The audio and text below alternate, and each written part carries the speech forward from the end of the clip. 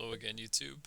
We are doing Free Code Camp. We are on the JavaScript algorithms and data structures module, and we are learning basic JavaScript on challenge 34. So, if we go down to challenge 34, we're going to understand string immutability. So, string values are immutable, which means they cannot be altered once created.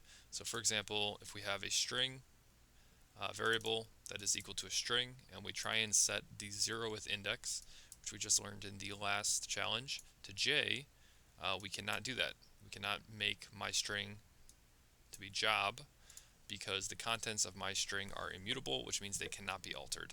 So we would have to reassign the string entirely.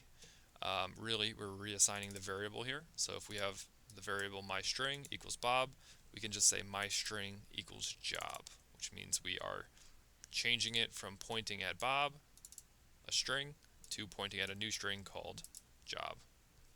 So what we're going to do here is correct the assignment for my string so that it contains a string value of hello world using the approach shown in the example above. So it's simply reassigning rather than trying to mutate the original. So we have my string jello world, and we cannot reassign the first index to an h. So what we have to do is say my string equals a new string, hello world, and that's it.